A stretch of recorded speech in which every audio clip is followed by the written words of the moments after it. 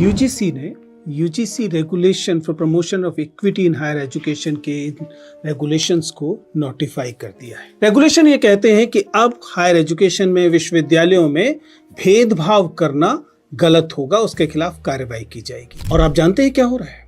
भेदभाव करने के हक के पक्ष में या भेदभाव के खिलाफ आने वाले रेगुलेशंस के खिलाफ लोग प्रतिरोध कर रहे हैं, वे इस पर आपत्ति कर रहे हैं। सच्चाई लेकिन ये है कि ये रेगुलेशंस नई नहीं है। मैं विश्वविद्यालय का शिक्षक हूं, मैं जानता हूं कि 2012 से इस किस्म के रेगुलेशंस हैं और इक्वल अपॉर्चुनिटी सेल पहले से विश्वविद्यालयों में था। पूरी दुनिया के विश्वविद्यालय ये कहते हैं कि विश्वविद्यालयों में इक्विटी होनी चाहिए, वहां पर ऐसे रेगुलेशंस होने चाहिए कि भेदभाव न किया जा सके। सच्चाई ये है कि अब हमारा समाज भेदभाव करने के हक के लिए लड़ने लगा है।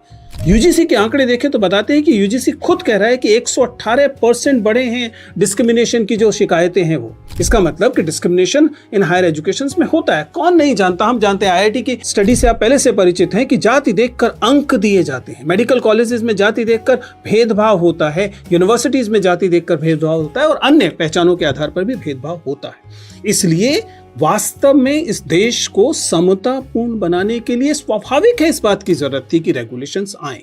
और ये रेगुलेशंस क्या मांग करते हैं? ये रेगुलेशन ये कह रहे हैं कि अगर कभी भेदभाव होता है तो उसके खिलाफ शिकायत करने के लिए एक डेफिनेट कमेटी होगी और उस कमेटी का कंपोजिशन ऐसा होना चाहिए कि वो भेदभाव के खिलाफ वास्तव में जांच कर सके। ऐसा ना हो कि भेदभाव करने वाले समुदाय के लोग ही उस कमेटी में बैठे हुए हों। तो स्वाभाविक है, लोगों का कहना है कि इनका गलत इस्तेमाल हो सकता है, ये मेरिट के खिलाफ है। ये समझना मेरे लिए तो एकदम मुश्किल है कि मेरिट के खिलाफ कैसे हो सकता है। और जहां तक गलत इस्तेमाल की बात है, ध्यान रखिएगा, कोई भी एक्स्ट्रा ऑर्डिनरी लॉ, चाहे वो जेंडर जस्टिस के लिए हो रही हो, चाहे वो दहेज के खिलाफ हो रही हो, चाहे वो दलित उत्पीड़न के खिलाफ हो रही हो, वो एक्स्ट्रा ऑर्डिनरी लॉ होती ही एक्स्ट्रा ऑर्डिनरी इसलिए हैं क्योंकि अन्यथा जिनके खिलाफ यह भेदभाव हो रहा होता है वे बेहद कमजोर होते हैं।